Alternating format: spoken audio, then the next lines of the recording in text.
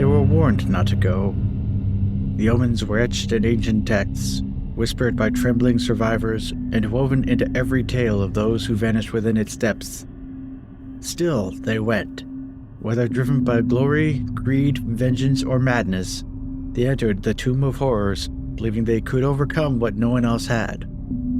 It is a place born not of earth and stone, but of malevolence. It does not merely kill. It humiliates, unravels, and annihilates. There is no glory within, only the illusion of it, waiting like bait on a rusted hook. To challenge the tomb is to challenge a god's cruelty, and the tomb is always listening, always watching, always waiting to spring its next trap. This is not a tale of heroes winning a battle. It is a tale of their last mistake. They say the tomb punishes pride, but it punishes hope just as cruelly. Mirage had none of the former and too much of the latter. He believed he could outwit it, that if he played by its rules, tapped every tile, checked every corner, it would spare him. He became Mirage the 10-footer, the methodical, the maddeningly thorough. He saved lives that way, but traps don't care how careful you are. He found a secret door and led them into a hidden chapel where even the air felt wrong.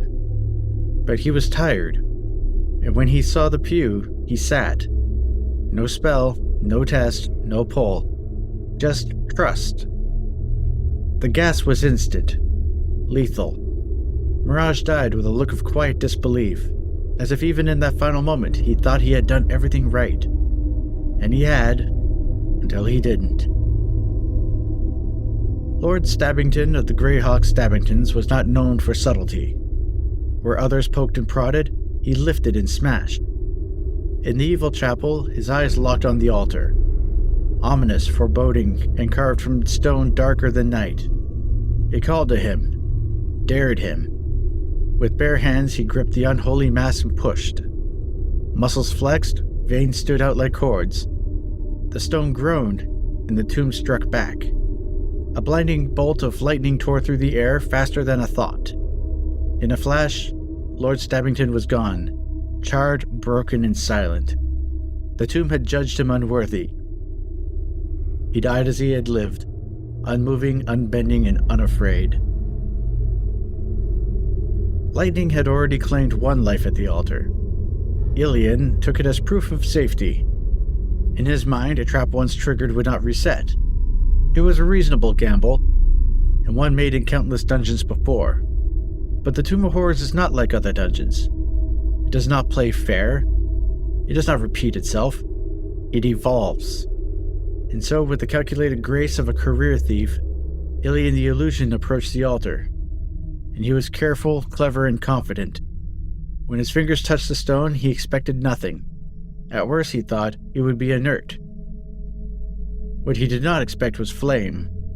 The fireball erupted with an almost theatrical fury, engulfing the thief in a bloom of orange heat and smoke. They had left the chapel behind, or so they thought.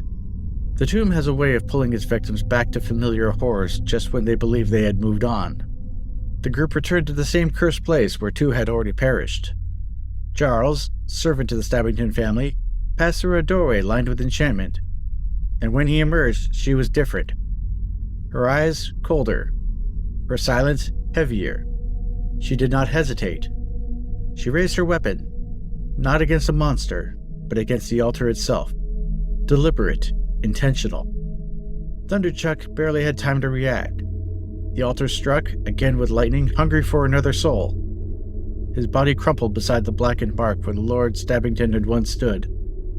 But this time, it wasn't just a trap. It was betrayal. Upon the dais of shadow and stone, the crown sat waiting. And beside it, the scepter, a relic of command. The throne was not built for sitting. It was built for stories to end.